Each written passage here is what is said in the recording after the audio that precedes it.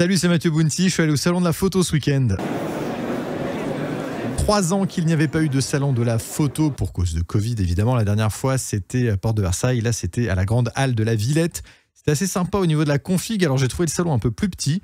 Je vous montre quelques images comme ça que j'ai filmées ça et là. J'y suis allé histoire de voir notamment Pauline Petit. J'étais super content de la rencontrer parce que j'adore ce qu'elle fait. Je savais qu'elle faisait une conférence, elle en avait parlé. Qu'elle allait être là le dimanche à l'Agora de 17h à 18h. Ça a un petit peu débordé après avec une poignée de fans. On a discuté avec elle, c'était assez rigolo.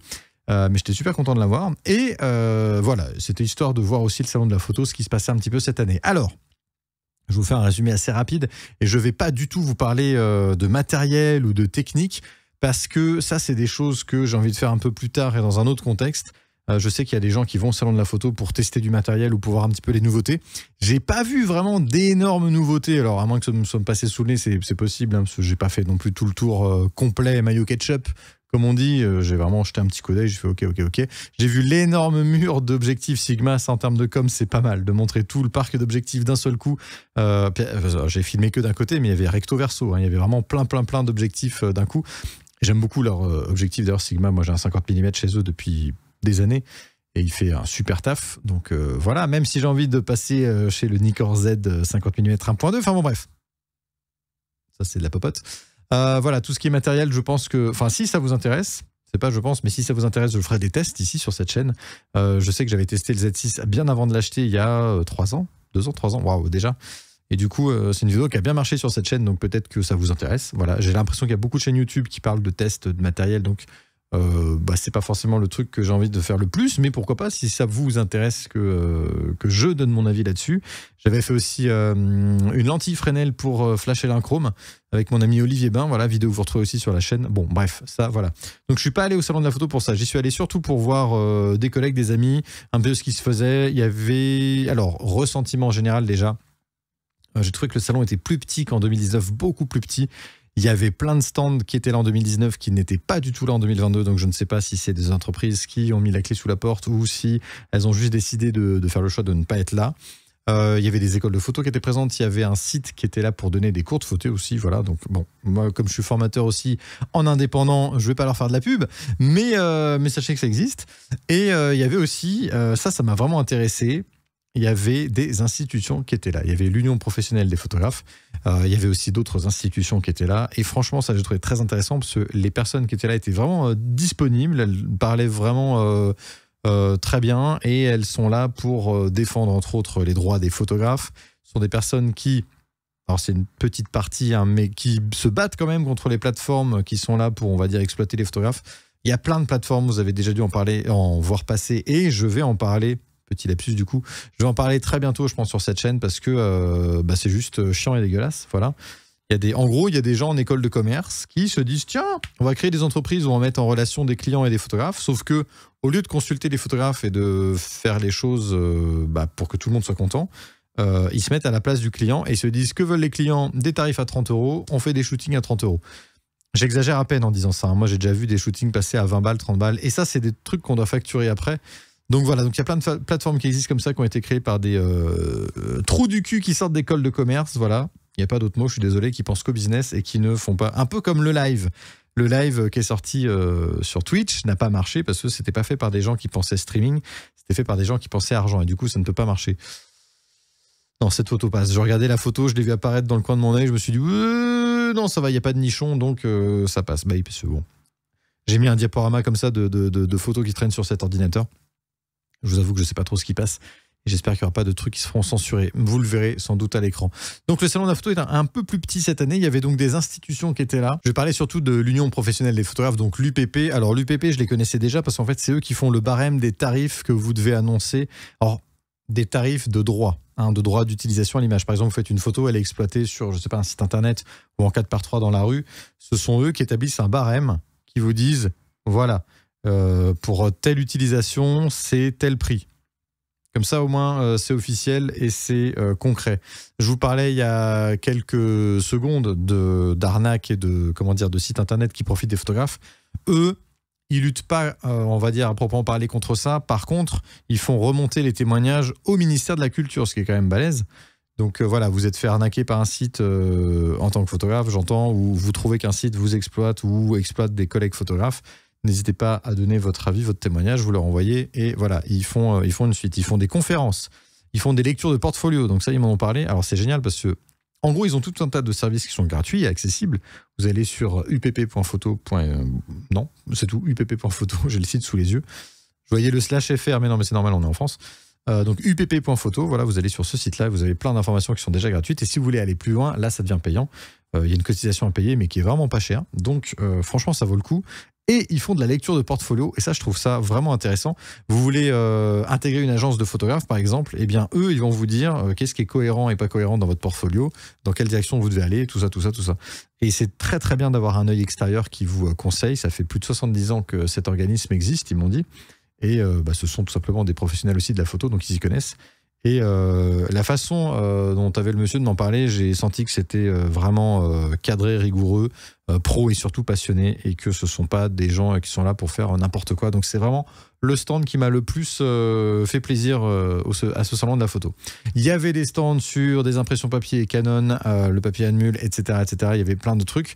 Il y avait des très jolies impressions et puis il y avait des conférences, donc je l'ai dit en début de vidéo, mais il y avait surtout Pauline Petit que je suis allé voir, qui est une photographe, j'allais dire photographe d'art, mais elle fait pas que ça. Elle fait beaucoup de formations photo, également des portraits des mariages, mais elle est reconnue dans le monde de la photo d'art depuis 2019, depuis 3 ans maintenant, et elle parcourt beaucoup de villes et peut-être même un peu le monde pour présenter son travail photographique, artistique, qui est juste incroyable et qui est là-dessus sur lequel j'ai flashé.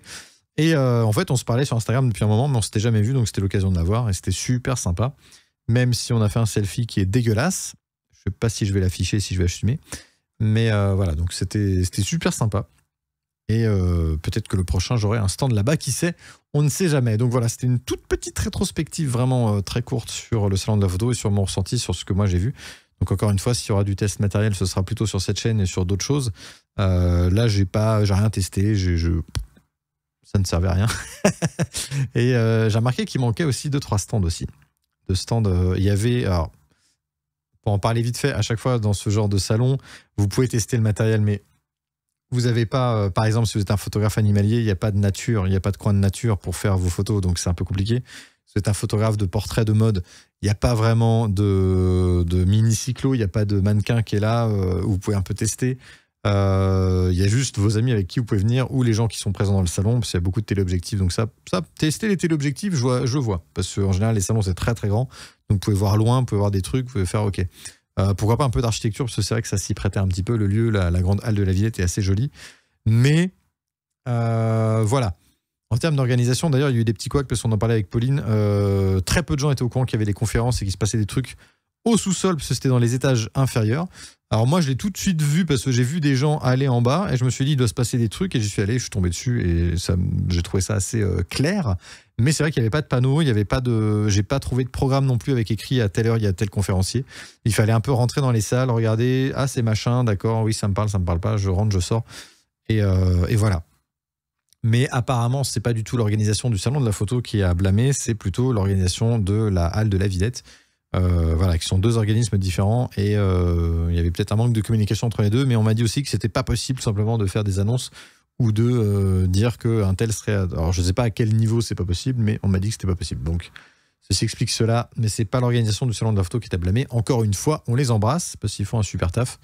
Et pour le coup, c'est un salon très très différent de Porte de Versailles de 2019, qui était vraiment immense, sur plusieurs étages, sur une énorme halle. Il y avait plein de marques, il y avait plein de choses. Bon, là, cette année, il y avait quand même les grandes marques de photos, donc Canon, Nikon, Sony, Leica, Tamron, Sigma. Qui j'ai vu d'autres? Je vais en oublier, évidemment, et je vais me faire taper sur les doigts, mais bon, tant pis.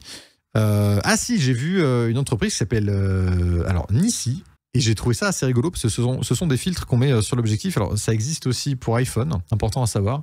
Je ne sais pas encore si ça existe pour les systèmes Samsung, Android, etc. Mais ils font des filtres. Et alors en fait, leurs filtres, je les trouve assez sympas parce qu'ils ont de la gueule. C'est-à-dire que d'habitude, un filtre photo, vous le mettez sur votre objectif. Parfois même, c'est plus rare, mais entre le boîtier et l'objectif, ça peut exister. Et eux, en fait, ce sont des filtres ND. Le filtre ND augmente votre temps de pause et ça crée tout naturellement un flou sur les objets en mouvement. Voilà, donc cascade, ciel nuageux, place publique qui se vide de badauds, etc., etc. Donc, ça permet des utilisations assez cool. Et je trouve leur filtre assez sympa parce qu'il se met sur l'objectif, mais de forme carrée. D'habitude, c'est vraiment quelque chose qui s'adapte au diamètre de votre objectif et vous venez le visser sur votre objectif. Et là, c'est tout un dispositif que vous mettez devant avec un filtre que vous mettez en mode carré. Et ça, je trouve que ça a de la gueule parce que ça fait un peu penser à des caméras ou à des systèmes qu'on retrouve déjà sur des objectifs de caméra, effectivement. Et je me suis dit, waouh, c'est pas mal. Et alors, moi, je suis assez sensible à tout ce qui est un peu design et tout. Et du coup, ça m'a parlé direct sans savoir ce que ça faisait.